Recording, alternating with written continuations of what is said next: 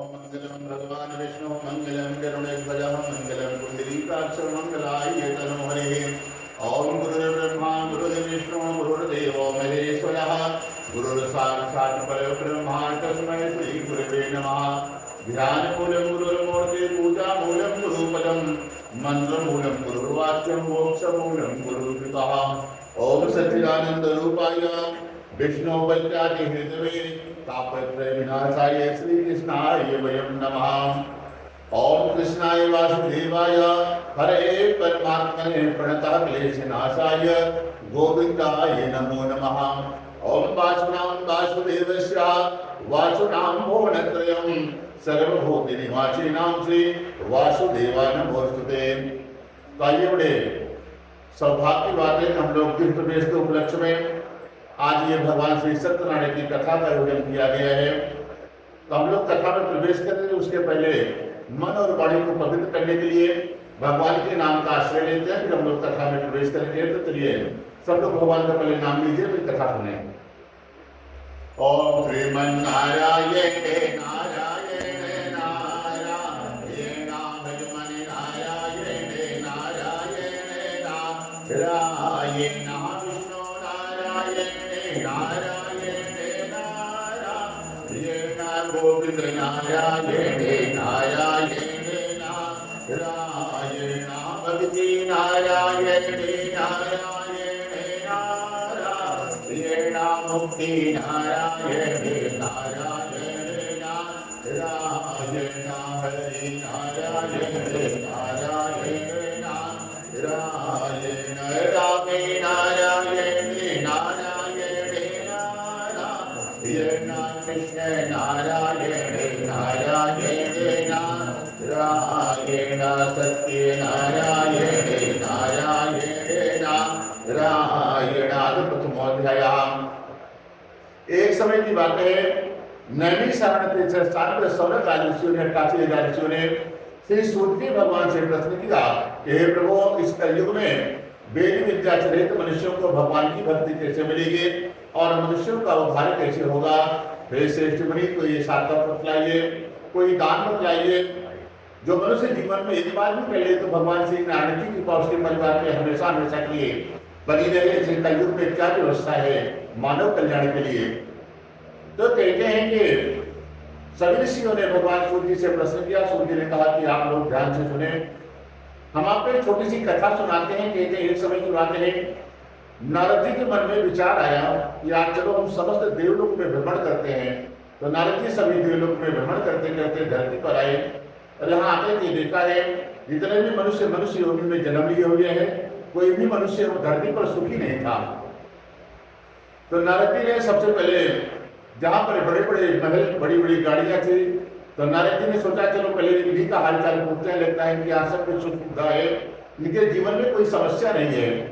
तो नारद जी उनसे पूछा तो उन्होंने कहा कि भैया देखो, जितनी समस्या हमारे जीवन में है लगता है उतना समस्या और किसी के जीवन में नहीं होगा। तो नारद जी ने कहा कि भाई आपके पास सारी व्यवस्था, खाने के रहने के बढ़िया बढ़िया कपड़ा पहने हो, नौकर चाकर सारी व्यवस्था है, तो आपको क्या समस्या है। बोले हमारी समस्या ये है कि खाने के लिए भगवान ने खूब दिया है, खाने की कोई कमी नहीं है, बढ़िया बढ़िया मीठा आइटम रखा हुआ है, नमकीन आइटम रखा है, परंतु जैसे मीठा आइटम खाते हैं तुरंत शुगर हाई हो जाता है, नमकीन आइटम खाए तो बीपी हाई हो जाता है। तो ऐसे सुख का हम क्या करेंगे। भगवान ने दिया तो सब कुछ है, परंतु खाने के लिए मना कर दिया है। तो नारद जी लगा कि लगता है सही सही ये परेशान है।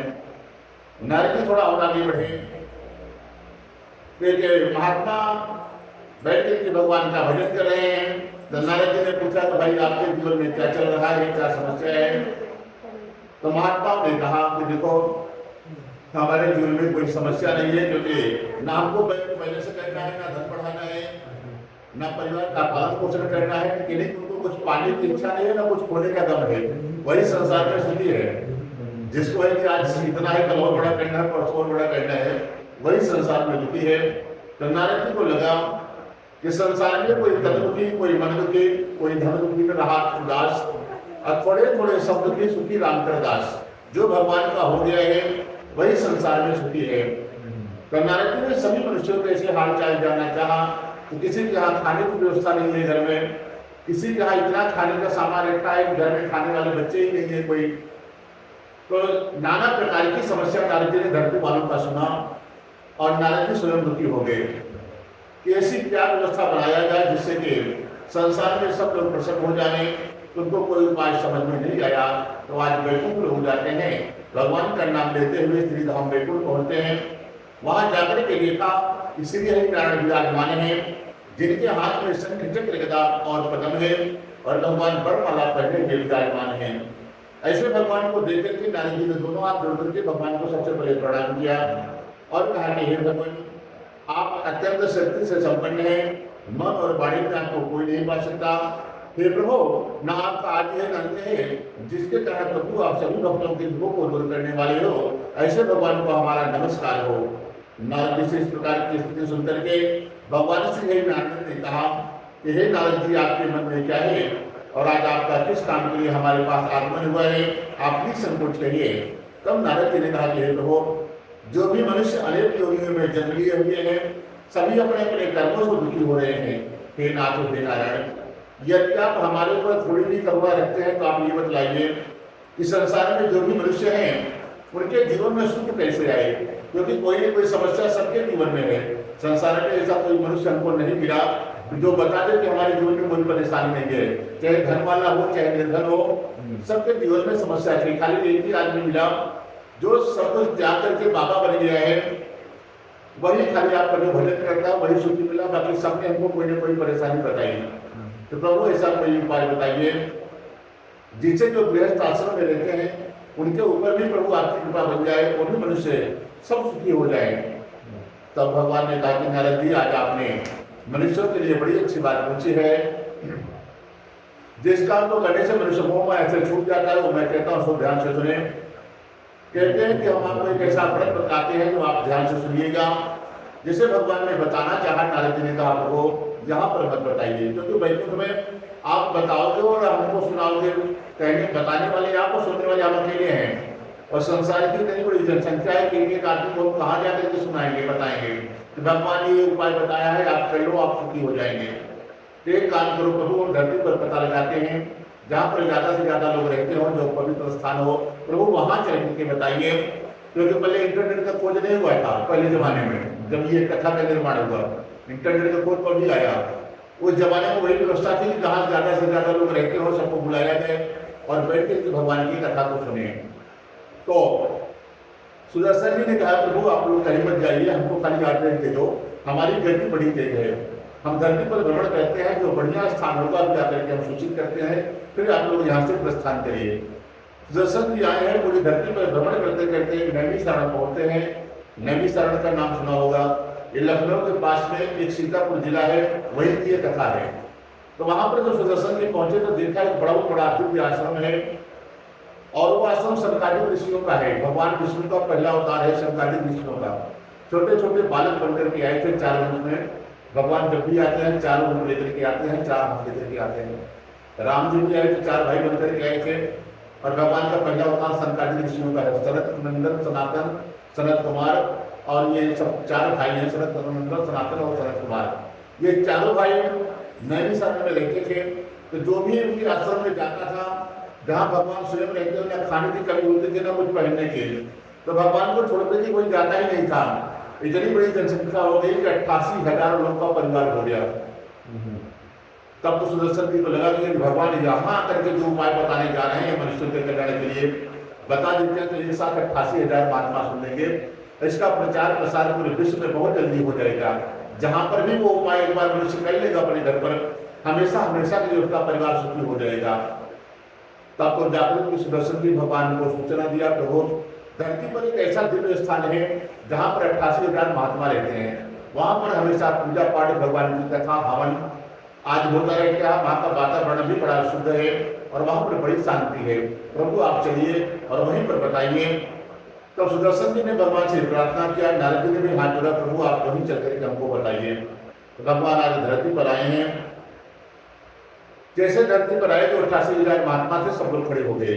क्योंकि हम लोग कोई विशेष आता है तो उसका सत्कार खड़े होकर के करते हैं, प्रणाम बैठे बैठे हाथ नहीं बोलते हैं। सबने खड़े होकर के भगवान का अभिवादन किया। भगवान को फिर बढ़िया एक सिंहासन पर विराजमान कराया गया। सभी महात्मा लोग बैठ गए, नारद जी आगे बैठे, संताजी कुर्सी बगल में बैठते हैं। तो उसमें जो सबसे वयोवृद्ध महात्मा है उनका नाम है सूत जी, और ज्यादा सीनियर सिटीजन थे वो भी बगल में बैठे हैं।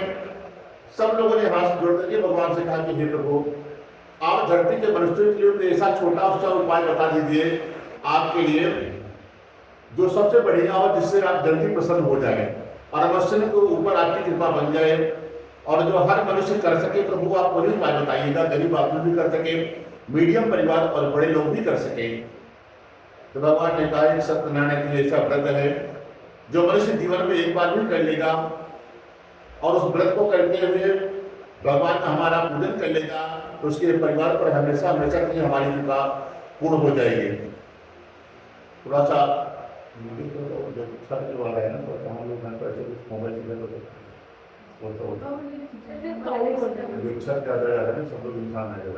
और कहते हैं कि जो ऐसा छोटा सा उपाय हो आप हमको वही बताइए जो सभी मनुष्यों के लिए संभव हो। और कहते हैं कि जो भी, तब भगवान ने कहा कि आपने बड़ी अच्छी बात पूछी है मानव कल्याण के लिए, हम आपको बताने जा रहे हैं। तो कहते हैं कि आप हमें बतलाइए। तो नारद जी ने प्रश्न किया कि सबसे पहले प्रभु उसका नाम बता दीजिए कि संसार वाले किस नाम से जानेंगे। भगवान ने कहा कि उसका नाम सत्यनारायण व्रत कथा होगा। फिर नारद जी ने कहा कि उसमें पूजन सामग्री क्या अनिवार्य होगा। भगवान ने कहा पके केले के फल, शक्कर, घी, दूध, दही और गेहूं का चूर्ण लीजिए, गेहूं के बाद में छाती का चूर्ण लीजिए, और जितना भी प्रकार का भक्षण योग्य पदार्थ आप बनाना जानते हो वो सब अपने हाथ से आप बना करके भगवान का पूजन जब भी रखें। भगवान को 56 भोग लगता है, 56 प्रकार का। तो 56 प्रकार का नहीं आता तो 2-4 आइटम जो भी आपको बनाना आता हो, भगवान का जब भी पूजा रखते हैं उनके लिए बढ़िया बढ़िया पकवान बनाए और थाली से ज्यादा की भगवान को नैवेद्य लगाए। और कहते हैं, फिर पूछा कि और क्या नियम विधि है। तो भगवान ने कहा कि इसका नाम सत्यनारायण व्रत कथा, इसमें व्रत का भी विशेष महत्व है। सुबह से शाम तक व्रत रखिए और शाम के समय कथा सुनिए तो आपका सत्यनारायण व्रत कथा हुआ। और जो सुबह सुबह कर लेते हैं, दोपहर में कर लेते हैं, उनकी सत्यनारायण कथा होती है। व्रत को हटा देते हैं और भगवान ने व्रत के साथ बताया है जो व्रत के साथ नियम के साथ करना है, नियम को भी पार लगाना होता है। कोई अनुष्ठान करने के लिए नियम और विधि जरूरी होता है, तभी भगवान पूरी कृपा करते हैं। आशीर्वाद तो मिलता है लेकिन और ज्यादा पाने के लिए नियम के साथ करेंगे तो ज्यादा भगवान की कृपा मिलती है। तो भगवान ने कहा सुबह से शाम तक व्रत रखिए, शाम के समय अपने भाई बंधु मित्र परिवार वालों को सबको बुलाइए, बुलाकर के भाव से भगवान का पूजन करिए। पूजन हो जाए तो ब्राह्मणों को भोजन कराइए, जितने लोग को बुलाए हैं सबके लिए भोजन की व्यवस्था करिए। यदि भोजन की व्यवस्था ना हो सके तो प्रसाद चढ़ाने देखिए, सबको मिल जाए तो मुख्य यजमान को बाद में भोजन आज ग्रहण करना चाहिए। और एक नियम और होता है कि जिस दिन आप कथा करते हैं, कथा के बाद बाकी जो समय जितना बचता है तब तक जब तक नहीं सोते हैं भगवान का भजन खूब करना चाहिए, भगवान के नाम को लेते रहिए। यदि आपके पास ज्यादा धन है तो भजन कीर्तन की व्यवस्था कर लीजिए, बढ़िया भगवान का कीर्तन भजन करिए। और जब नींद आए ताकि आप सो जाइए। खाली इस कथा का इतना ही नियम है, जो भी नियम पूर्वक संसार में एक बार भी मनुष्य कर लेता है, जब तक संसार में रहता है सब प्रकार की सुख सुविधा भगवान उसके जीवन में देते रहते हैं। और अंत में पूरा जीवन सुख भोगने के बाद अंत में वो परम धाम वैकुंठ हो जाता है, उसको कभी नरक की यातनाएं नहीं करनी पड़ती है। बोलो श्री सत्यनारायण भगवान की जय। ओम श्रीमन नारायण नारायण नारायण भजमन नारायण नारायण नारायण विष्णु नारायण नारायण नारायण गोविंद नारायण नारायण नारायण मोहन नारायण नारायण नारायण बद्री जगन्नाथ नारायण नारायण नारायण श्रीमन नारायण नारायण नारायण सत्यनारायण भगवान की जय। आप दोनों पुष्प भगवान के सामने चढ़ा दीजिए, आप लोग लाइट में आज रहे हैं। द्वितीय अध्याय, दूसरे अध्याय में काशी की कथा है। एक सदानंद नाम का ब्राह्मण है, बड़ा गरीब है और प्रतिदिन वो ब्राह्मण देवता अपने घर पर पूजन पाठ करते थे और मंदिर हर दिन जाया करते थे। उनके पास ना रहने की व्यवस्था, रहने के लिए घर भी नहीं है, पहनने के लिए कपड़े भी हैं, बीच जगह से फटे रहते हैं, सिलाई करके वो पहनते हैं। और आजकल का तो बड़ा आदमी भी कपड़ा फाड़ करके जाता है। परंतु पहले जमाने में फटे कपड़े गरीब आदमी भी नहीं पहनते थे, उसको सिल लेते थे, भले कई जगह सिला रहे कि फटा हुआ नहीं पहनते थे। तो आज जितना फटा है उतना ही अच्छा है, यही कहने है। तो ब्राह्मण देवता के पास ना रहने के लिए घर है, ना पहनने के लिए कपड़े हैं, और भोजन की भी व्यवस्था घर में कुछ नहीं रहता था। 5 घर में मांगते थे, कुछ मिल गया तो खा लेते थे, नहीं जंगली फल फूल जो भी मिल जाए उसी को खा करके अपना कंदमूल फल खा करके व्यतीत करते थे। परंतु मंदिर हर दिन भगवान का जाते थे। एक दिन भगवान को बड़ी दया आई कि हमारे पास बड़े बड़े श्रेष्ठ लोग आते हैं, बड़े बड़े आदमी आते हैं, गरीब आदमी जाते हैं, परंतु जो कुछ मंदिर आता है, एक पाव लड्डू लेके आता है तो बदले में कुछ मांग करके जाता है कि प्रभु हमारे बच्चे की विद्या बुद्धि मिल जाए, खूब पढ़ने लगे, हमारे घर में खूब धन आ जाए, लक्ष्मी आए, हमारे बच्चे को परिवार में संतान नहीं हो रही है, संतान हो जाए, कुछ अगर कोई समस्या है उनको देके जाता है। लगे इतना मांग के जाएंगे, इतना सब व्यापार करने के लिए आता है। लेकिन जो ब्राह्मण है सतानंद हर दिन आता है, खाली हमको देखने के लिए आता है कि भगवान आज कैसे लग रहे हैं, कौन सा ड्रेस पहने हैं, कौन सा पोशाक पहने हैं, कैसे दिख रहे हैं। जब तक बैठते हैं ब्राह्मण देवता गरीब थे तो आगे नहीं बैठते थे, पीछे ही जाकर के किनारे बैठ जाएंगे, 10 मिनट 15 मिनट बैठते थे, खाली भगवान को एक देखते रहते थे। और भगवान से कभी मांगते भी नहीं थे कि हमारे पास गरीबी तो आप हमको दे दीजिए, कुछ नहीं मांगते थे। उनकी इच्छा थी कि भगवान ने हमको पाँव दिया है तो हमको मंदिर जाना चाहिए, हमारी आंखें काम कर रही है, भगवान को दर्शन करना चाहिए। इसी भाव से प्रतिदिन जाते थे। एक दिन भगवान को बड़ी दया आई कि ब्राह्मण देवता के पास कोई व्यवस्था नहीं है, फिर भी कभी हमसे शिकायत नहीं किया, कभी भगवान से हमसे मांगे नहीं है, चलो आज हम ब्राह्मण का भला कर देते हैं। तो भगवान बड़े दयालु हैं, भगवान ने महात्मा का वेश बनाया और सतानंद जैसे ही अपने भगवान का दर्शन करके घर आए, पीछे पीछे भगवान भी महात्मा के वेश में आ गए। आकर के आवाज दिया, सतानंद घर से बाहर आए तो भगवान ने प्रश्न किया कि ब्राह्मण देवता आप प्रतिदिन नगर में देखते हैं, आप भिक्षा मांगने के लिए जाते हैं, आपकी कोई मजबूरी है या कोई जो आपने संकल्प लिया है। तो ब्राह्मण देवता ने कहा कि हमारी हालत देख करके, हमारे घर की हालत देख करके प्रभु आपको मालूम चल गया होगा कि हम ये सब मजबूरी में मांगते हैं। यदि कोई इसका उपाय हो कि हमको भिक्षा नहीं मांगना पड़े, जैसे सब लोग संसार में सुख शांति से घर में रहता है, बढ़िया बढ़िया खाता पीता है, पहनता है, वैसे हमारे यहाँ भी हो जाए, तो कोई विधि हो, कोई उपाय हो तो बता दीजिए, हम भी कर ले, हम भी सुखी हो जाए। महात्मा ने कहा कि ठीक है ब्राह्मण देवता, एक छोटा सा उपाय है, उस सत्यनारायण भगवान की ऐसी कथा है, वो मन वांछित फल देती है। आप जो भी मन में इच्छा करके जिस उद्देश्य से उस अनुष्ठान को मनुष्य करता है, वो कथा ही सारी मनोकामना को पूरी कर देती है। खाली उसी को एक बार अपने घर पे भगवान का व्रत रखिए और शाम के समय पूजा करके कथा सुन लेना।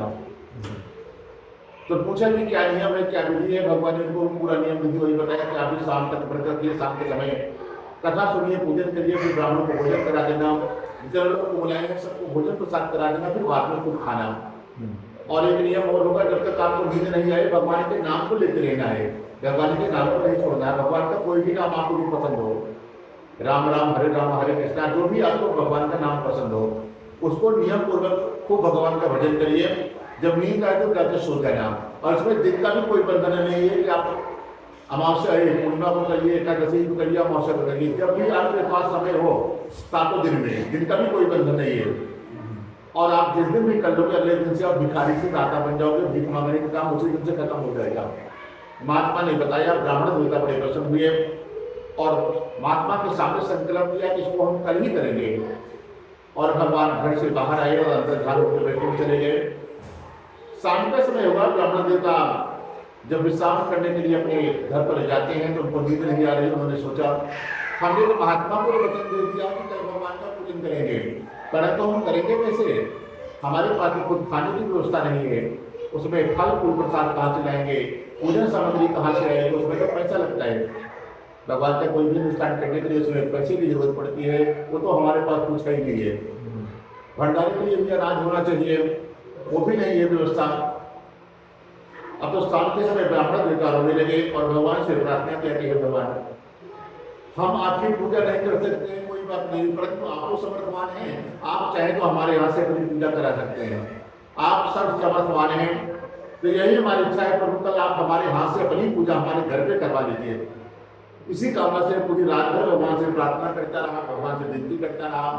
सुबह उठा के ब्राह्मण देवता और पांच घर में जैसे भिक्षा मांगने के लिए जाते थे वैसे गए हैं। तो आज भगवान ने इसी कृपा कर दी कि पांच घर में इतना धन मिल गया, जिनको पूजा सामग्री भी आ गई और भंडारे की भी व्यवस्था हो गई।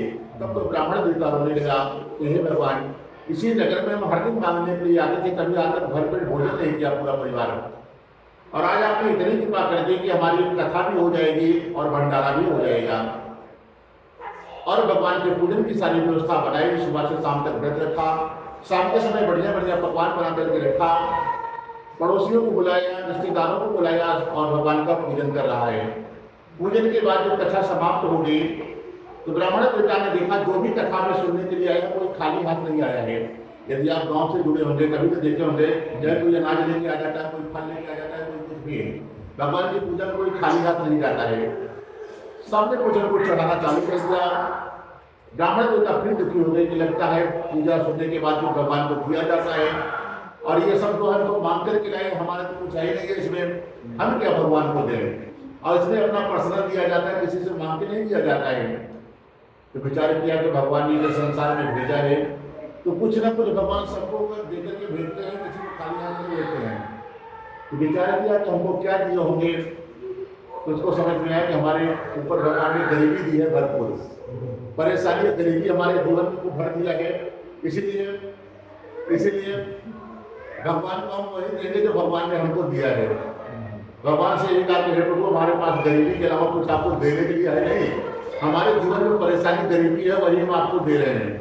और भगवान ने कहते हैं आपके पास जो है वही आप दे दीजिए, भगवान सब कुछ ले लेते हैं, परंतु एक बार उनके सामने आप देने के लिए बैठिए भाव से।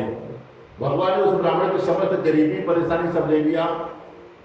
अगले दिन ये भगवान ने इतना धनुष के घर के सामने छोड़ करके चले गए जिससे वो रहने खाने की समस्त व्यवस्था बना लिया और संसार में सब प्रकार का सुख होकर के वो ब्राह्मण अंत में भगवान के धाम को वैकुंठ हो जाता है। तो कहते हैं इस ब्राह्मण की कथा करने के बाद और किसने इस पूजन को किया है, कहते हैं उसी नगर में एक लकड़हारा भी रहता था, वो भी बड़ा गरीब था। एक दिन की बात है, लकड़ी बेचते बेचते सुबह से शाम हो गई, उसके पास धन नहीं मिला और पास में कुछ पैसे नहीं था कि कुछ लेकर के खा सके, और रास्ते पर भूख लगी उसको। तो रास्ते में एक ब्राह्मण का घर दिखाई पड़ा, सोचा चलो वही मांग करके देखते हैं। हर इच्छा नारायण की, जिसे भगवान की मर्जी होगी, कुछ दिलाना होगा तो दिला देंगे, नहीं तो हम खाली पेट ही सो जाएंगे। जब ब्राह्मण देवता वहां पर ब्राह्मण के यहाँ साधु लकड़हारा गया तो वहां पर देखा ब्राह्मण देवता भगवान का पूजन कर रहे हैं, बैठे थे भगवान की कथा में शांति से सुना।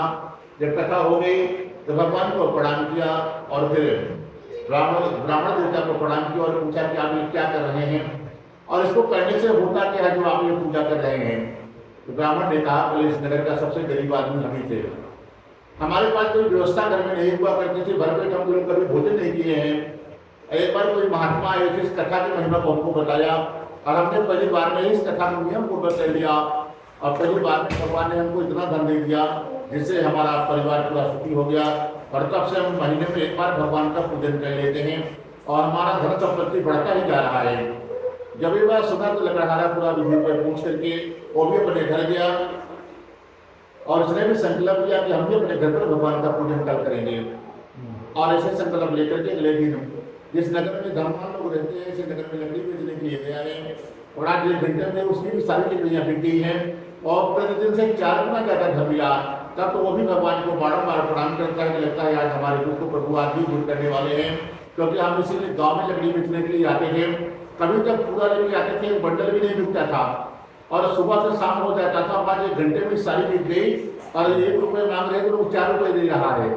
लगता है प्रभु आज हमारे ऊपर आपकी कृपा हो गई, सारी लकड़ियाँ बिक गई। उसने भी भगवान के पूजन के लिए बढ़िया बढ़िया पके केले के फल, शक्कर, घी, दूध, दही आदि व्यवस्था बनाया है और बना करके शाम के समय भगवान का पूजन किया।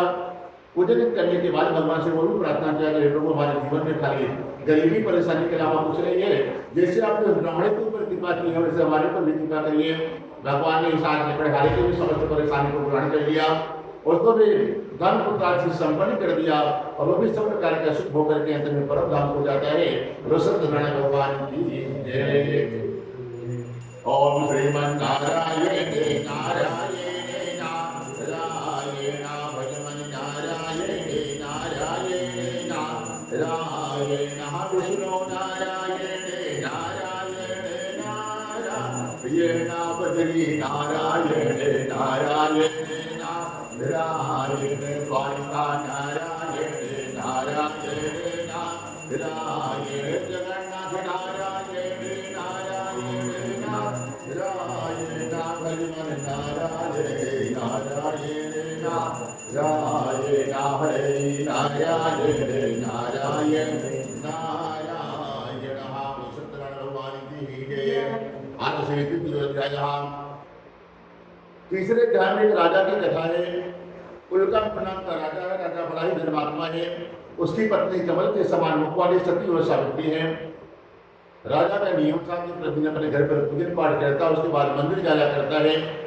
और मंदिर जब जाता था तो घर से बढ़िया बढ़िया पकवान बना करके लेके जाता। जो मंदिर के बाहर गरीब लोग बैठे रहते उनको भरपेट भोजन कराता था राजा पहले। और जिसके तन पे फटे पुराने कपड़े हो गए थे, राजा कपड़े नया नया दान करता है। और उसके बाद पूछता था कि आपको किस चीज की जरूरत है, उसी चीज का वो दान करता था। धन दे करके कितने की जरूरत है उतना मदद करता था। उसके बाद फिर मंदिर जाता था। क्योंकि हम लोग भी मंदिर जाते हैं तो कुछ ना कुछ पाने की इच्छा से जाते हैं। चलो भगवान से यार ये मांगेंगे, ये चीज की हमारे जीवन में कमी है। और जो बाहर बैठे रहते हैं लोग वो भी मांगने के लिए बैठे हैं। अंतर यह है कि हम लोग अंदर मांगने जाते हैं, वो बाहर मांग रहे हैं।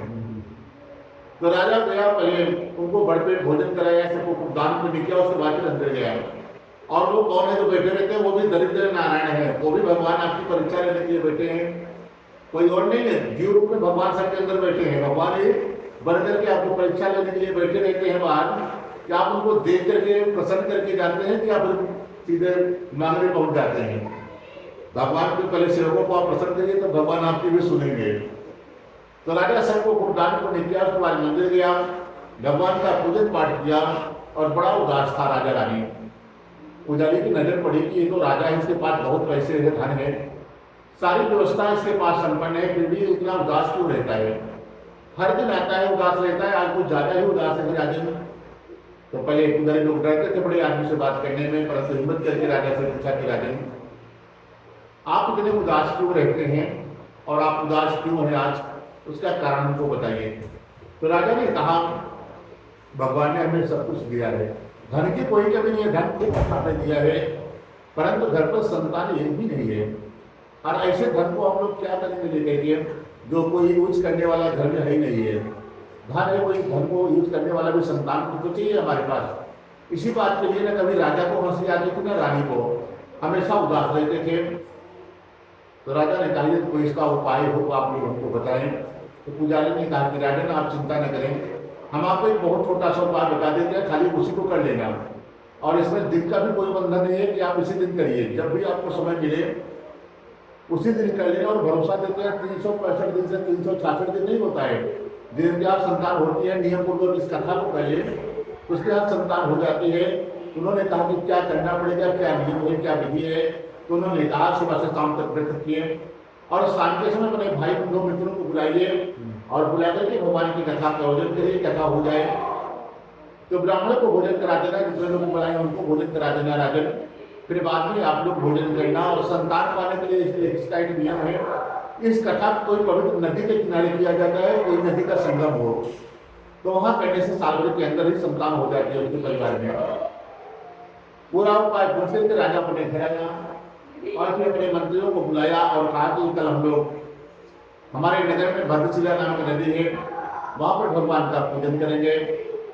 तो राजा के मंत्रियों ने बढ़िया बढ़िया भगवान का बेदी मंडप सजाया है और राजा की कथा है तो बढ़िया दिव्य पंडाल, टेंट हाउस, सारी व्यवस्था हुई, सबको बैठने की व्यवस्था हुई, भगवान का दरबार भी दिव्य सजाया गया। अगले दिन राजा अपने पत्नी के साथ, परिवार के साथ वहां पर गया, बैठते थे भगवान का पूजन कर रहा था। उसी नगर में एक साधु नामक व्यापारी रहता था वैश्य। वो व्यापार से शाम के समय घर जा रहा था, उसकी नजर पड़ी ये हमारे नगर का राजा है और कोई विशेष बात होगा तभी ये शाम के समय यहाँ पर पूजा कर रहा है, चलो हम भी चल करके देखते हैं। चिड़की आए, नाव को किनारे ठहराया और भगवान की कथा में बैठ करके कथा का श्रवण किया।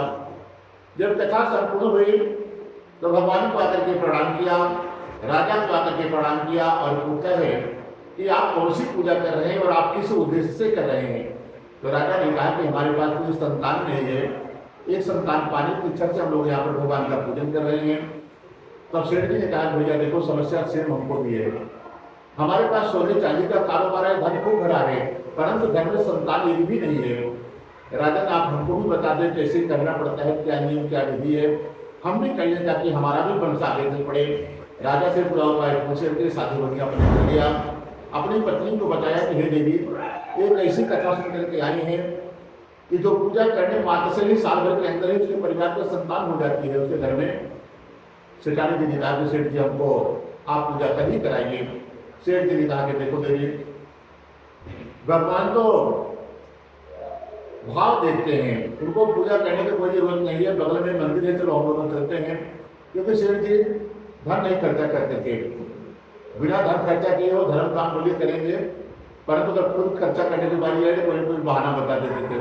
तो इसमें लगा कि हमने देखा है कि राजा के यहाँ वहाँ फल फूल प्रसाद आया था, टेंट पंडाल लगाया था, भंडारे के लिए भी भोजन बन रहा था, बहुत लोग खाने के लिए भी वहाँ आए थे कथा के बाद, इसमें तो लगता है बहुत खर्चा होता है। तो हम लोग चलो भगवान के मंदिर चलते हैं, अपनी पत्नी को समझाया बगल में मंदिर है चलो भगवान से पूजा करते हैं। तो भगवान कहते हैं कि पत्रम पुष्पम फलम कोयम, जो दरिद्र हो, दरिद्र दो प्रकार के होते हैं, एक जिसके पास तो कुछ है ही नहीं है और जिसके पास बहुत कुछ भरा है वो पॉकेट से निकलता ही नहीं है उसके। तो सेठ जी उसी वाले में से थे, तो उन्होंने सोचा पत्नी को समझाया कि भगवान भाव के भूखे हैं।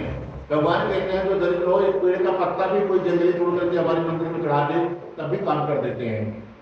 एक फूल को जंगली फूल होता है वो भी ला करके चढ़ा दे तो जंगली फल, ये सब भी नहीं कर पाता है तो वो आंख से आंसू आता है, वो हमारे सामने आए बैठे और अगर आंसू सामने आंख से गिर गया तब भी भगवान उसके काम कर देते हैं। क्योंकि भगवान सब कुछ करते हैं, अपने भक्त के दुख को नहीं देख पाते हैं। यदि आपने भगवान के सामने रो दिया कोई समस्या आपके जीवन में बनी है तब भी भगवान मजबूर हो जाते हैं उसके काम को करने के लिए। सेठ जी को लगा ये वाला काम ये वाला ज्यादा बढ़िया है, पत्नी को लिया मंदिर पहुंचा और बैठे बैठे सही से भावुक हो गया कि ऐसे सोने चांदी धन का हम क्या करेंगे जो हमारे पास कोई खर्चा करने वाला ही नहीं है। और आंसू आ गया, चौकट की गिर पड़ा। सेठ जी को लगा हमारा काम हो जाएगा, अपनी पत्नी को लिया वापस घर आया। धीरे धीरे समय बीतता गया, राजा के यहाँ पुत्र का जन्म हुआ, सेठ जी के यहाँ कन्या का जन्म हुआ, उसका नाम कलावती रखा गया। धीरे धीरे वो बड़ी होने लगी और फिर सेठ जी व्यापार करने के लिए चले गए। वापस 5 साल बाद आए, देखा बड़ी हो गई, इसका विवाह करना चाहिए। तुरंत जब संतान हुई सेठानी जी ने कहा कि सेठ जी आपने पूजा नहीं किया था उस समय, कोई बात नहीं, आपने वचन दिया था संतान हो जाएगी तब पूजा करेंगे, जब आप पूजा कर लीजिए। सेठ जी ने फिर बताया कि देखो देवी हमारे परिवार की परंपरा है, जो बच्चों का विवाह होता है उसमें सत्यनारायण भगवान की कथा करना जरूरी होता है। अभी बुढ़ापे में संतान हुई है, इसमें बहुत धन खर्चा हो जाएगा, क्योंकि जो हमारी बहन है यानी आपकी जो ननद है वो सब आ जाएंगे, कुछ न कुछ उनको देना पड़ेगा, पड़ोसियों को खिलाना पड़ेगा, नगर वासियों को खिलाना पड़ेगा, इसी में बहुत धन खर्चा हो जाएगा। पूजा करेंगे तो अलग से तैयारी करनी पड़ेगी, एक काम करो चलो हम लोग चलते भगवान से सोई को भी आ जाते हैं, तो दो बार बहुत खर्चे में माफ करना। जब बेटी का विवाह करेंगे तो फिर पहले आपको बुला के पूजा कर लेंगे, फिर हम आगे विवाह का कार्य करेंगे। भगवान से आशीर्वाद लेकर के आ गया था और धीरे धीरे सेठ जी व्यापार करने के लिए चले गए। वापस आए 5 साल बाद तो देखा सेठ जी की बेटी जब बड़ी हो गई उसका विवाह करना चाहता था, सोचा कि वो बड़ी हो गई इसका विवाह करना चाहिए। तुरंत एक अपने दूध को बुलाया और आदेश दिया कि हमारी लड़की के लिए कोई बढ़िया बड़े को तो ढूंढ करके लाया जाए। दो लोग घूमते घूमते कांचनपुर नामक नगर गए, तो हम लोग अभी कलकत्ता के नाम से जानते हैं। वहां पर एक बढ़िया बड़े पुत्र दिखाई पड़ा, उस लड़के को लाए हैं। सेठ जी को भी लड़का पसंद आ गया, शादी की तैयारी बड़ी धूमधाम से हुई और शादी भी हो गई। सेठ जी को याद नहीं रहा कि हमने भगवान को वचन देकर के आए हैं, तो पहले भगवान का पूजा करेंगे फिर शादी करेंगे। ये हमारे परिवार की परंपरा है कि बच्चों का विवाह होता है तो भगवान की कथा करने के बाद ही विवाह का कार्य होता है। उनको कुछ याद नहीं रहा और उसके बाद भगवान सब नाराज हो गए, क्योंकि शादी भी होती है तो उसमें चौकी पाटा रखा जाता है। पंच देवताओं का पूजन करने के बाद ही विवाह का कार्य प्रारंभ होता है। भगवान भी आए और भगवान ने देखा इस सारी व्यवस्था में कोई दिक्कत नहीं है, बढ़िया बढ़िया शादी के लिए टेंट भी बढ़िया किया है, कैमरा मैन भी, कैटर भी, सारी व्यवस्था बढ़िया है। खाली पूजा के लिए वो गरीब बन जाता है कि हमारे पास पैसा नहीं। और इस संसार में सबकी हालत वही सेठ जी की तरह कहीं भी करोड़ों खर्चा कर देंगे, लेकिन जब पूजा वाले में आएगा तो जरूर धन रुचि होगी। तो सेठ जी ने सारा काम कर दिया, भगवान का पूजा करना भूल गया, उसको याद ही नहीं था। परिवार की परंपरा है, पहले कथा करते हैं फिर भगवान का पूजा करते हैं। या हमने भगवान को वचन देकर के आए हैं विवाह के पहले भगवान का पूजन करेंगे तभी विवाह करेंगे। आज भगवान नाराज हो गए, साधु दुनिया को श्राप दे दिया कि जा आज के बाद तुम्हें दारुण दुख मिलेगा, तुम्हारे जीवन में कुछ न कुछ समस्या हमेशा बनी रहेगी। जब शादी का कार्य संपन्न हो गया है और फिर सेठ जी के कई महीनों से शादी के चक्कर में काम धंधा बंद था, एक ही बेटी थी तो लड़का भी घर जमाई बन करके घर में रहने लगा था। तो एक दिन अपने जमाई को बुलाया और कहा बेटा देखो चलो हम लोग फिर से व्यापार को प्रारंभ करते हैं, कई महीनों से काम धंधा बंद है, सोना चांदी नाम में रखा है। और भगवान जब शादी में आए तो थे, परंतु जाते जाते साधु दुनिया को श्राप दे दिया कि आज के बाद तुम्हें दारुण दुख मिलेगा। और जाने समय भगवान ने कहा कि लक्ष्मी जी को बुलाया और कहा कि हे देवी आओ, ऐसे आदमी को तुम धन बढ़ा रही हो जो हमारे लिए इसके पास पैसे ही नहीं है, तो ऐसे आदमी को धन बढ़ा करके क्या करोगे, चलो हम लोग वैकुंठ में रहते हैं। तो सेठ जी के घर में जो लक्ष्मी जी भगवान ने भेजा था उनका भी हाथ पकड़ नारायण लेके चले गए। किसी के घर में पैसा ज्यादा आ जाए, धन आ जाए, तो वो लक्ष्मी जी की कृपा से होता है। लक्ष्मी जी नारायण जो भेजते हैं तभी आती है, किसी के यहाँ से नहीं आती है। जो नारायण का भजन करेंगे, पूजा पाठ करेंगे तभी वो बनी रहेंगी परमानेंट, नहीं फिर वो समस्या पैदा करना चालू कर देती हैं। बच्चे लोग पढ़ाई लिखाई नहीं करेंगे, पढ़े लिखेंगे तो फिर नशा पत्ती की तरफ मुड़ जाएंगे, काम धंधा अच्छा नहीं चल रहा, पुण्य को समस्या के बाद में बढ़ना चालू हो जाता है। नारायण से जुड़े रहेंगे तो हमेशा सारा चीज अच्छा अच्छा होता है। और खाली लक्ष्मी लक्ष्मी करते रहेंगे तो लक्ष्मी आकर बुद्धि खराब कर देती है, फिर समस्या भी बढ़ना चालू हो जाता है घर में। इसलिए नारायण की कृपा से लक्ष्मी जी आती है और पति पता स्त्री बिना मुझे भगवान के आदेश के किसी घर में रुकती नहीं है, रुक गई है तो नारायण को थैंक यू करना चाहिए। प्रभु आपकी बहुत बड़ी कृपा है कि माता जी को आपने हमारे घर पे भेजा है। सेठ जी ने इधर जमाई के साथ व्यापार करने के लिए रतपुर नगर चले गए और वहां पर व्यापार कर रहे थे। तो चंद्रकेतु नाम का एक राजा है, उसके नगर में व्यापार कर रहे थे। तो भगवान को एक दिन इच्छा हुई, साधु बनिया को हमने श्राप तो दे दिया है, उसको फली भूख कैसे करें। एक दिन क्या किया, जिस दिन ये व्यापार करने के लिए उस नगर में पहुंचा था उसी दिन कुछ भगवान ने अपनी माया से चोर बना दिया और राजा चंद्रकेतु के घर में बोला कि जाओ चोरी करो। तुम लोग चोरी किए और घर लेकर के भाग रहे थे। भगवान ने सिपाहियों को भी खबर कर दिया कि तुम्हारे घर पे चोरी हो गई है, क्योंकि भगवान दोनों तरफ रहते हैं। महाभारत में आपने देखा होगा, पांडव के साथ थे ही सलाह देने के लिए कौरवों के पास भी चले जाते, तो ये बहुत कट्टर ठहर नहीं आए। तो इधर चोरी भी करवा दिया, उधर सिपाहियों को भी खबर कर दिया कि तुम्हारे यहाँ चोरी हो गई है। चोर इधर जा रहे थे उधर इशारा कर दिया, तो चोर तो सारे माया के थे, असली चोर नहीं थे। चोरों ने क्या किया, राजा का दल लेकर के जहाँ साधु बनिया सो रहा था उस नगर में, वहीं लेकर के गए। उसी के नाम में सारा धन भगवान ने रखवा कर सबको गुम कर दिया। पीछे से सिपाही आए और देखा कि हमारे नगर में दो आदमी कौन आ गया है, क्योंकि रात का मौसम था, पहले लाइट तो होता नहीं था, चंद्रमा का सहारा था। सिपाहियों को लगा कि चोर अभी आगे आगे भाग रहे थे, कहाँ गुम हो गए। और देखा नीचे के दो आदमी सो रहे थे, सेठ जी और उनका जमाई, बगल में एक नाव खड़ी है। सिपाहियों को लगा कि लगता है यही दोनों चोर है, हमारे डर से ये जानबूझ के सो रहे हैं। सिपाहियों ने निकाले डंडे, खूब पिटाई किया सेठ जी की, खूब बढ़िया से पिटाई हुई, जमाई को भी मारा। सेठ जी बार बार कह रहे हैं कि भैया आप लोग हमको क्यों मार रहे हैं, हमसे क्या अपराध हुआ है। सिपाहियों ने कहा कि तुम चोर हो और तुमने अभी चोरी करके हमारे राजा के यहाँ से भाग करके आए हो। सिपाहियों को बार बार बोल रहा कि हमने कुछ नहीं किया है, परंतु किसी ने उसकी बात सुनी नहीं। और उसके बाद फिर एक सिपाही का उन्होंने कहा देखो हो सकता है ये सही बोल रहा हो, तो एक काम करो पहले इसके पास तलाशी लो, धन अगर चोरी किया होगा तो अभी आगे आगे दौड़ रहा था, धन को आस पास ही रखा होगा। भगवान ने इसी इलाके में सारा धन इसके नाम में ही रखवा दिया था। जैसे तलाशी किया सिपाहियों ने सारा धन नाम में ले गया, फिर इसे पकड़ करके सेठ जी की खूब पिटाई की सिपाहियों ने, हाथ में हथकड़ी लगाया, धन को अपने कब्जे में लिया, राजा के पास घसीट करके लाया गया। राजा ने सिर्फ ये बार बार सफाई दे रहा कि हमने चोरी नहीं किया, परंतु राजा ने भी इसकी एक भी बात मानी नहीं। उसको लगा कि हाँ सही सही चोर है, क्योंकि धन मिल गया था, तब चोरी सिद्ध हो गई थी। इसलिए इसको बोला कठिन से कठिन कारावास में डाल दो, इसका सारा धन छीन लिया जाएगा। अगले दिन जो घर पर ये फैक्ट्री गोडाउन में घर रखा हुआ था, वहां भी भगवान ने चोरी करा दी, क्योंकि लक्ष्मी को लेकर चले गए थे नारायण। लक्ष्मी चली गई तो गरीबी परेशानी महीना 15 दिन में ही आ जाती है। जहाँ लक्ष्मी गई सारा कुछ पीछे से धीरे धीरे सब जाना चालू होता है। वहां सारा धन चला गया, जेल में पड़ा है। घर में भी चोरी हो गई, जो घर में फैक्ट्री में था अनाज तक चोरों ने नहीं छोड़ा, सारा कुछ समाप्त हो गया, एकदम गरीब हो गई। और फिर एक दिन की बात है कि माँ बेटी आपस में विचार कर रही हैं कि हमारे पास तो खाने के लिए भी कुछ नहीं बचा है, घर में न पिताजी हैं कुछ है, क्या करें। तो कोई सहारा नहीं था। तो नगर में कलावती और लीलावती भिक्षा मांगने का काम करती है। एक दिन भिक्षा मांगने के लिए गई तो माता जी थोड़ा जल्दी आ गई, बेटी को थोड़ा आने में देर हो गई। एक ब्राह्मण के यहाँ चली गई तो वहां पर भगवान की कथा हो रही थी। कथा में पंडित जी ने बताया था कि यदि कथा में सम्मिलित हो जाए तो प्रसाद लेकर के जाना चाहिए। जो प्रसाद को छोड़ करके चला जाता है कुछ न कुछ समस्या उसी दिन उसके जीवन में आ जाती है। इसी के डर से कलावती थोड़ा देर में आई। माता बहुत नाराज थी, बोली बेटा अभी तक तो तू जल्दी आ जाती थी, आज तुमको देर कैसे हो गई। तो उन्होंने कहा कि माता एक ब्राह्मण के यहाँ गई थी, वहां पर कथा चल रही थी। कथा में ये बताया गया कि जब भी आप भगवान की कथा में कहीं भी सम्मिलित हो जाएं, जब तक आपको प्रसाद ना मिले, चरणामृत ना मिले, वहां से बीच से उठ करके नहीं भागना चाहिए।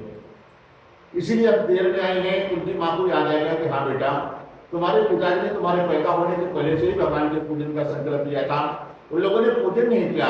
लगता है भगवान ही हमसे नाराज हो गए। चलो कल हम दोनों साथ में चलते हैं और जो भी धन मिलेगा उसी से एक बार छोटे रूप में भगवान का घर में पूजा कर लेते हैं, भगवान से क्षमा मांग लेते हैं। यदि अपराध हुआ होगा तो भगवान जरूर हमको माफ करेंगे।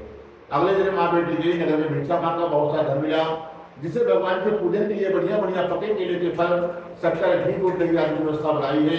बनाकर के भगवान का पूजन किया और भगवान से क्षमा मांग लेते हैं, भगवान मुझसे या मेरे परिवार में यदि किसी से कोई अपराध हो गया हो प्रभु आपका, तो हम आज पूरे परिवार की तरफ से आज आपसे क्षमा मांग रहे हैं।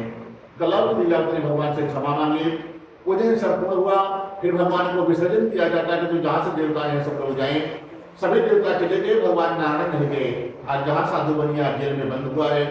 राजा चंद्रकेतु के नगर में जब वहां का राजा सोया, रात को जाकर के भगवान ने उसको दर्शन दिया। दर्शन देकर के कहा कि हे राजन, जिन दोनों वैश्यों को आपने बंदी बनाया है वो दोनों व्यापारी हैं, उनको सुबह होते ही छोड़ देना। इधर माँ बेटी ने घर में क्षमा मांगी तो भगवान प्रसन्न हो जाते हैं, माफी कर देते हैं। और आप गलती भी करें और माफी नहीं मांगे तो फिर आगे समस्या बढ़ती चली जाती है। तो क्षमा मांग लिया, भगवान प्रसन्न हो गए। पहुंच गए आज राजा चंद्रकेतु को, वहां सपने में दर्शन दिया और बताया कि ये दोनों व्यापारी है और सुबह होते ही छोड़ देना। तो हमने गलत आदमी को बंद कर लिया है, क्योंकि ये चोर नहीं था, चोर कोई और था, इनकी नाम में रखकर के भाग गया था, जिसके कारण आपने इनको चोर समझ लिया है। और ये दोनों व्यापारी थे, अभी तक फ्री होते थे धन को दोगुना कर दिए होते। ये लोग व्यापारी जाति के हैं, बेकान करना अपराध, आपने इनको बंदी बनाया तो तुम्हारी जिम्मेदारी है इनके व्यापार को दोगुना कराना, धन दोगुना देना पड़ेगा। नए नए अपने कपड़े देकर के इनको विदा कर देना। राजा स्वप्न से जागा, सभा में गया, मंत्री को बताया। मंत्री ने कहा कि जैसे भगवान ने आपको कहा है आप वैसे कर देना।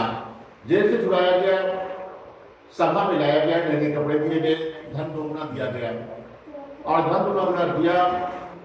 और कहते हैं कि आप लोग तुरंत हमारे नगर से यहाँ से चले जाएं जितना जल्दी से जल्दी हो सके, क्योंकि भगवान सपने में ही बता गए थे यदि आप ऐसा नहीं करोगे तो अगले दिन आपके हम राज्य को और आपके बेटे को हम नष्ट कर देंगे। राजा खुद डरा हुआ था, दोगुना धन भी देकर के कहता है महान भावों, जितना जल्दी से जल्दी हो सके आप लोग हमारे नगर से चले जाइए। और उनको विदा कर देता है। दोनों बच्चे अपने अपने नगर पे चलते हैं। बोलो सत्यनारायण भगवान की जय। ओम श्रीमन नारायण नारायण नारायण भगवान नारायण नारायण नारायण विष्णु नारायण नारायण नारायण गोविंद नारायण नारायण नारायण भगवती नारायण नारायण नारायण मुक्ति नारायण नारायण नारायण। सत्यनारायण भगवान की जय। आज मृत्यु हो गया। अब माँ बेटी ने वहां क्षमा मांगी, भगवान ने क्षमा कर दिया, जाकर से जेल से छुड़ा दिया। सेठ जी बड़े प्रसन्न थे कि चलो जेल में बंद थे फिर भी व्यापार में कोई कमी नहीं आई, धन दोगुना हो गया है। तो जमाई से कहा कि चलो इस बार हम लोग घर घूम के आते हैं, फिर व्यापार के लिए निकलेंगे। उधर भगवान ने मदद किया था, भगवान की इच्छा हुई, हमने इनको जेल से तो छुड़ा दिया है, नए नए कपड़े दिला दिए हैं और धन भी दोगुना दिला दिए हैं। तब इनके दिमाग में चल क्या रहा है सेठ जी के यहाँ, इसका कैसे पता लगे। भगवान ने कहा इनकी परीक्षा लेते हैं। भगवान ने एक ब्राह्मण का वेश बनाया, फटे पुराने कपड़े पहन लिए, माथे पे चंदन लगाया, चोटी बड़ी से बांधी, हाथ में दंडी लेकर के बूढ़ा आदमी बन गए। धीरे धीरे सेठ जी की तरफ जा रहे हैं। सेठ जी ने दूर से देखा, उनको लगा कि कोई गरीब आदमी है, हमको बड़ा आदमी समझ करके आ रहा है, हो सकता है पंडित जी को कपड़े दिला देंगे, फटे पुराने कपड़े हैं, या कुछ अनाज दे देंगे, भरपेट भोजन कर लेंगे। परंतु ये हमको जानते नहीं है कि हम आज तक कभी ब्राह्मणों को दान नहीं दिए हैं, किसी को नहीं दान दिए हैं। यदि इनको हमारे विषय में जानकारी होती तो हमारे पास नहीं आते। लगता है कोई अनजान पंडित जी हमारे से पास आ रहे हैं कुछ मांगने के लिए, परंतु हम इनको कुछ देने वाले हैं नहीं। भगवान धीरे से जाकर के सामने अचानक से प्रकट हो गए सेठ जी के सामने, और जाते ही भगवान ने प्रश्न किया, सेठ जी तुम्हारी नाम में क्या रखा हुआ है? सेठ जी बड़ी जोर से डांटा, कहा दरिद्र ब्राह्मण क्यों पूछता है, क्या धन लेना चाहता है? हमारी नाम में बेल पत्ता भरा हुआ है। भगवान ने दोनों हाथ उठा करके आशीर्वाद दे दिया कि जो बोल रहा है तुरंत तुम्हारा वचन इसी वक्त सत्य हो जाए। तुरंत जितना भी सोना चांदी था सब बेल पत्ता हो गया, और भगवान ने कहा कि 10 गुना हो जाए, ऊपर तक भर गया। तब सेठ जी को भगवान ने कहा कि देखो सेठ जी, तुमको लगा था कि हम कोई गरीब आदमी है, गरीब ब्राह्मण हमसे मांगने के लिए आ रहा है, परंतु हम ब्राह्मण दूसरे टाइप के हैं, हम देने वाले ब्राह्मण हैं। तो तुमको आशीर्वाद देने के लिए आए थे कि जो भी तुम्हारी नाम में रखा है 10 गुना बढ़ जाए। तुमने बेल पत्ता बताया है, तो मुड़ करके देख लो ऊपर तक भर गया है। जैसे सेठ जी ने मुड़ करके देखा, बेल पत्ता ऊपर तक भर गया, और बेल पत्ता देखते ही सेठ जी मूर्छित हो गए, धड़ाम से जमीन पे गिर पड़े कि बड़ी मुश्किल से तो जेल से छूटे, धन भी मिला था और सब कुछ नष्ट हो गया, फिर से बेल पत्ता हो गया, अभी क्या करें? बेहोश हो गए सेठ जी। कई घंटों बाद जब उनको होश आया तो साथ में उनका दामाद जमाई भी था। उन्होंने समझाया कि देखो ससुर जी, अब रोने से शोक करने से कुछ नहीं होगा। जो वहाँ थोड़ी दूर जो ब्राह्मण बैठा लगता है कोई साधारण ब्राह्मण नहीं है। अब यहाँ जंगल में खाली वही आपकी मदद कर सकता है। आप कैसे भी जाकर के आप उसको प्रसन्न करिए, उससे क्षमा मांगिए। तो सेठ जी उठते हैं और जाकर के उसके चरणों पे लेट गए, त्राहिमाम त्राहिमाम करके। तो भगवान की जब चरणों की तरफ देखा, सेठ जी समझ गए ये साक्षात नारायण है। कि भगवान कभी किसी को भी मिलेंगे परीक्षा लेने के लिए तो हाथ पांव पूरा चेहरा बदल लेते हैं, चरण जो है अपने ही रखते हैं। चरण कभी भगवान अपने बदलते नहीं, इसलिए भगवान के चरणों की सेवा होती है। उसमें चरण भगवान के चमक रहे थे, सोने के एकदम शंख चक्र पद्म आदि बने हुए थे, और हाथ जोड़ करके सेठ जी खड़े होते और रोने लगा, हे प्रभु हम आपको पहचान गए, आप कौन है? आपकी माया तो स्वयं ब्रह्मा नहीं जान सकते हैं, तो हम तो साधारण मनुष्य हैं, प्रभु हम कैसे जान सकते हैं? प्रभु मेरी रक्षा करिए, इस बार हमारा रक्षा कर दो, आज के बाद ऐसा अपराध नहीं होगा, कभी हम झूठ नहीं पड़ेंगे। भगवान के सामने वचन दिया कि आज के बाद हमारे पास यह विधान है तो धन बताएंगे और किसी ब्राह्मण का अपमान नहीं करेंगे। कोई भी दीन दुखी गरीब आदमी या साधु संत आ जाएगा तो हमारे घर से कभी वापस खाली हाथ नहीं जाएगा। भगवान ने आशीर्वाद दिया, सारा धन नष्ट हो गया, जो बेल पत्ता था नष्ट हो गया, फिर से सोना चांदी इतना था प्राप्त हो गया। भगवान का पूजन किया, पूजन करके सेठ जी धीरे धीरे अपने नगर पहुंच गए। तो वहां पर एक जो नाव चलाने वाले को सेठ जी ने भेजा कि जाकर के संदेशा दे दो भैया कि हम लोग घर पे आने वाले हैं, नगर पहुंच गए हैं। और उधर नाव चलाने वाला घर पे सूचना दे ही रहा था, अगर अचानक समुद्र में लहर आ गई। सेठ जी उतरे थे और उनका जमाई उसमें बैठा था और धन रखा था, सारा धन समुद्र के अंदर चला करके डूब गया। जमाई समाप्त हो गया, धन भी सब चला गया। और उधर माँ बेटी घर में पूजन कर रही थी। जैसे समाचार मिला कि सेठ जी आ गए हैं, भगवान की पूजा को छोड़ करके चली गई और बेटी को कहा बाकी जो पूजा करना है तो करके आ जाना। बेटी ने जो उधर पूजा जल्दी जल्दी कर दिया और प्रसाद बिना लिए चली आई कि बाद में हम प्रसाद लेंगे, हमारा पति आ जाएगा साथ में खाएंगे, प्रसाद का अपमान कर दिया। इधर के समुद्र के किनारे है, उसको पता चला हमारा पति ही जल के अंदर चला गया, सारा धन नष्ट हो गया। फिर से जोर जोर से रोने लगे। ऐसी दिशा देकर के साधु बनिया बड़ा दुखी हुआ कि बड़ी मुश्किल से पूरा परिवार आज इकट्ठा होने जा रहे थे इतनी समस्या के बाद, और फिर से कौन सी गलती हो गई कि हमारा जमाई भी चला गया, धन भी सब समाप्त हो गया, अब क्या करें? तो सूर्य भगवान जो है साक्षात नारायण है, विष्णु भगवान ही है। ये मालूम है कि नहीं मालूम है? भगवान ने खाली अर्जुन को नहीं विराट को दिखाया है, हम लोगों को दर्शन करने के लिए हर दिन आते हैं। वही भगवान ही है जो अर्जुन को दिखाए विराट को, हमारे ऊपर कृपा करने के लिए वो हर दिन आते हैं। जो जानता है उनको प्रणाम कर लेता है। जो सूर्य भगवान का पूजन करता है कभी गरीब नहीं होगा जीवन में, और रास्ते में कभी एक्सीडेंट नहीं होगा। जो लोटा जल दे करके जाता है, एक लोटा अगर जल दे दिए पूरा दिन आप सुरक्षित हो गए, आपके साथ कोई हादसा नहीं होगा पूरा दिन। सूर्य साधारण नहीं है, साक्षात भगवान विष्णु है, वो प्रकट होते हैं हम लोगों पर कृपा करने के लिए। कौन उनकी कृपा को लेता है कौन नहीं लेता उसके हाथ में। इसलिए सबको चाहिए कि जाए एक लोटा जल देके भगवान को प्रणाम कर लेना चाहिए सुबह सुबह, आप पूरा दिन सुरक्षित हो गए। आपके साथ कोई अनहोनी नहीं होने वाली है उस दिन, जिस दिन आपने सूर्य पूजन कर लिया है। तब सूर्य भगवान से जब साधु बन गया रोकर के कहता है कि प्रभु कौन सा अपराध हो गया, हमारा मार्गदर्शन करे। तो भगवान ने कहा देखो साधु, तुझसे कुछ भी अपराध नहीं हुआ, तुम्हारी पत्नी और बेटी आज पूजन घर में रखा था, इन लोगों ने पूजन कर दिया परंतु प्रसाद का अपमान कर दिया, प्रसाद छोड़कर के आ गई है। भगवान की कथा का नियम होता है कि भगवान के प्रसाद को लेकर के ही जाना चाहिए, कहीं भी कथा विसर्जित हो जाए। यहाँ तक भगवान के प्रसाद की महिमाएं के चरणामृत तो आप लेते हैं ना पंचामृत, एक फूल भी अगर जमीन पे गिर जाए तो हनुमान जी उसको जीभ से चाटते हैं, इतना उसका कीमत है। इसलिए प्रसाद थोड़ा सा दे, कहीं जमीन पर नहीं गिरने पड़े, दोनों हाथ लगा करके लिया जाता है। तो भगवान की आकाशवाणी सुना और भगवान ने कहा कि आप लोग घर जाइए, भगवान के प्रसाद को खा करके आइए, तभी आपकी नाम धन सब कुछ मिल जाएगा। पूरा परिवार गया, भगवान से क्षमा मांगी, प्रसाद खाया और पसाए के समुद्र में लहरा थी जिसमें साधु कन्या की नाव जमाई ले लिया। पूरा परिवार फिर भगवान का पूजन करके सब लोग सुख शांति से घर में रहते हुए अपने अपने परम धाम को जाते हैं। बोलो सत्यनारायण भगवान की जय। ओम श्रीमन नारायण नारायण नारायण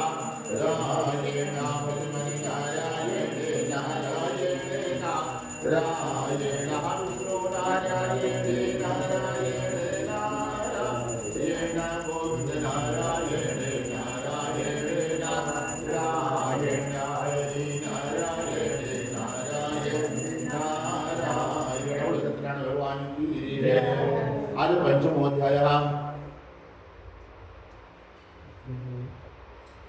पांचवें अध्याय में एक तुंगभद्र नाम का राजा है। उसने भी विचार किया कि चलो जंगल में जाते हैं और जंगली जानवरों का शिकार करते हैं। वहां शिकार करते करते राजा एक बड़े वृक्ष के नीचे बैठ करके विश्राम कर रहा था। थोड़ी देर बाद देखा कि काफी बाल लोग वहां पर बैठे हुए हैं, बैठ करके भगवान का पूजा कर रहे हैं। राजा विमान पर वहां पर नहीं गया और ना ही मिनट हो तो भगवान ने कहा, भगवान के पूजन को देख करके राजा विमान पर वहां पर नहीं गया कि हम तो बहुत बड़े आदमी हैं, पूजा पाठ तो नारायण आदमी करते हैं, हमको किसी चीज की कमी है। तो राजा पूजा में सम्मिलित नहीं हुआ और थोड़ी देर बाद बालकों ने जब पूजन संपन्न कर दिया, सोचा ये राजा है, बड़ा आदमी है, पहले इसको प्रसाद देते हैं, फिर बाद में हम लोग खाएंगे। फिर छोटा सा बालक प्रसाद देकर के गया राजा को देने के लिए। उसके मन में वही अहंकार था कि हम तो बहुत बड़े आदमी हैं, अब न मालूम कैसे बर्तन में बनाए होंगे लोग, क्या डाला होगा, उनके हाथ का प्रसाद नहीं पाया और अलग से उस बालक को डांट करके भगा दिया कि तुमने आज हिम्मत कैसे हमको प्रसाद देने की, तो वो पता नहीं हम तुम्हारे नगर के राजा हैं। डांटा और वही बालक रोता हुआ प्रसाद ला करके भगवान के सामने रख दिया और बैठ करके रोने लगा। इतना अपमान हमारे माता पिता तक नहीं दिए थे। राजा तो अहंकार है अपने धन का, जिसके कारण बस आज हमको डांट दिया। छोटा सा बालक रो रहा है और भगवान देख करके अपने मित्र को भगवान भी रोने लगे। भगवान जैसे छोटा बालक है तो कैसे प्रसन्न होगा, जैसे कोई भी बालक अगर कोई किसको मार दे तो कोई बड़ा आदमी उसको जाकर मार देता है, बालक तुरंत चुप हो जाता है। तो भगवान ने वो वही किया। भगवान ने कहा कि भाई बालक मत रो, और भगवान के भी आंख से आंसू गिर पड़ा। आंसू से अग्निदेव प्रकट हो गए। अग्निदेव को आदेश दिया कि देखो हमारे छोटे से बालक आज ये राजा अपमान कर दिया है, इसको लगता है हमारे पास बहुत धन है, एक काम करो घर जाओ इसके घर में जितने भी मनुष्य हैं, जितना धन है, जितनी व्यवस्था है, सब जला करके राख कर दो। तब वो छोटा सा बालक रोना बंद हुआ और अपनी भी पहुंचे, 2 मिनट में सब समाप्त कर दिया, कुछ भी नहीं बचा और जला करके पूरा ठंडा करके आ गए कि जैसे हमेशा से ठंडा था। राजा को कुछ नहीं मालूम है। राजा थोड़ी देर बाद घर गया, देखा न पत्नी है, न बेटा है, न घर है, न धन है, न कुछ, सब समाप्त हो गया। और भगवान के लिए सब बाएं हाथ का खेल है, खाली इशारा करने से सब कुछ हो जाता है। जब जिसको चाहिए करोड़पति बना दे, जब चाहिए करोड़पति बना दे। सारी यही लीला है संसार में, जो घटनाएं हो रही है और आगे होने वाली है, इसलिए इसे बना के रखना चाहिए। सब कुछ इन्हीं के हाथ में है। बाकी आप कितना भी मेहनत कर लीजिए, जब तक ये नहीं जाएंगे आपकी तरक्की नहीं होगी, कुछ ना कुछ कहीं कहीं आप फंसे रहोगे। इसलिए इनसे बना रहेगा तो सारा काम आसानी से होता चला जाएगा। आपको ज्यादा दिमाग लगाने की जरूरत नहीं पड़ेगी, सारी जिम्मेदारी इनकी। तो जब राजा पहुंचा, देखा सब कुछ समाप्त हो गया, अपने घर पे बड़ा दुखी हुआ और समझ गया कि लगता है कि हमने भगवान के प्रसाद का अपमान कर दिए हैं, उसी कारण बस आज हमारे साथ ऐसी घटना घटित हुई है। पूरा भागवत के जंगल गया, बालकों से क्षमा मांगे और प्रसाद को मांग कर दिखाया। तो भगवान को दया भी, चलो आज हमारे भक्तों से इसने क्षमा मांग लिया है। विश्वकर्मा भगवान को भेज करके सारी व्यवस्था फिर से उसे निर्माण करा दिया। राजा वापस घर आया, देखा सारी व्यवस्था मिल गई, भगवान का पूजन करके सुख शांति से घर में रहने लगा। तो कहते हैं जो भी मनुष्य इस परम दुर्लभ व्रत को करता है, भगवान की कृपा से उसके जीवन में कभी धन दान की कमी नहीं होती। जो एक बार भी जीवन में भगवान की कथा को नियम पूर्वक किया है, न कभी खाने की कमी होगी, न कपड़ा पहनने की, न कोई व्यवस्था। धन धान से संपन्न रहेगा। निर्धन होता है तो धनवान हो जाता है, किसी बंधन में फंसा होता है तो बंधन मुक्त हो जाता है। जिनके परिवार में संतान नहीं होती है, संतानें भी होने लगती हैं, और सब प्रकार का सुख होकर जो भगवान के धाम को ही जाता है, कभी उसको नरक की यात्राएं नहीं भोगनी पड़ती हैं। तो कहते हैं जिन्होंने पहले जन्म में इस कथा को की है, तो दूसरे जन्म की कथा बताएं। तो कहते हैं दुर्गामुख नाम का राजा था, एक संतान पाने के लिए भरत सीता नदी के किनारे पूजा किया है, वही दूसरे जन्म में राजा दशरथ हुए हैं।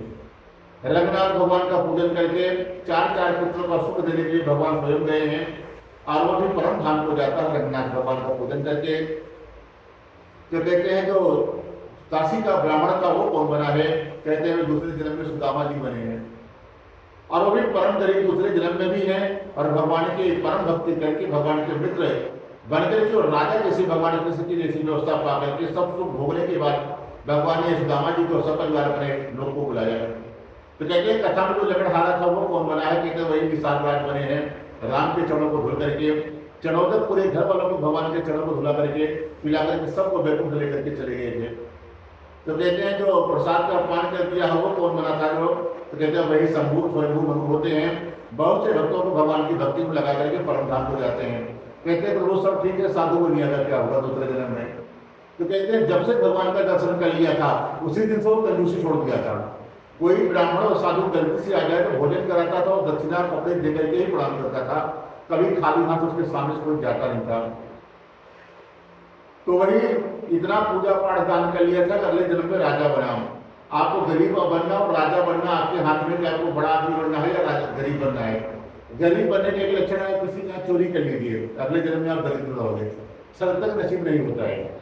और आप दान पुण्य कर रहे हैं, पूजा पाठ कर रहे हैं, गरीबों की मदद कर रहे हैं, तो आप किसी राजा प्रधानमंत्री मंत्री के घर में जन्म मिलेगा, पैसे का खाने का रहने की कोई टेंशन रहेगा ही नहीं। इसलिए ध्यान है तो धर्म करते रहना चाहिए, को पूजा पाठ धन करके। तो सेठ जी ने वही कर लिया, अगले जन्म में राजा बने। राजा का मगध का नाम सुना होगा, मगध का राजा बनता है जिसका नाम था मोरोध्वज। हरिश्चंद्र के बाद वो दानी में गिना जाता था कि उतना दान पुण्य पूजा पाठ करता था। उसकी चर्चाएं देवता लोग गाते थे। एक दिन भगवान कृष्ण अवतार में आए हुए थे, उनकी इच्छा हुई पुराने जमाने में एक साधु नामक वैश्य था, वो हमको वचन दिया कि कोई हमारे पास चीज है और कोई ब्राह्मण और साधु मांगेगा तो अगर वो चीज है तो खाली हाथ वापस नहीं जाने पाएगा। लेकिन अपने मित्र अर्जुन को बुलाया कि बोला कि चलो आज एक पुराना शिष्य है, उसकी आज हम लोग परीक्षा लेते हैं। अर्जुन ने कहा क्या करना होगा, अर्जुन को भगवान ने कहा तुम शेर बन जाओ, हम पंडित जी बन जाते हैं, क्योंकि जंगल में पंडित जी बन करके तो भगवान ने मिला था। अर्जुन को शेर बनाया भगवान लेकर के, आज मगध पहुंच गए और वहां जाकर के भिक्षा मांगने के लिए गए। तो राजा था इतना धर्मात्मक था कि नगर में घोषणा करा दी थी कोई ब्राह्मण और साधु हमारे यहाँ आ जाए उसको इतना दान किया जाए कि एक साल घर में बैठ करके खाए, फिर किसी का मांगने की साल भर जरूरत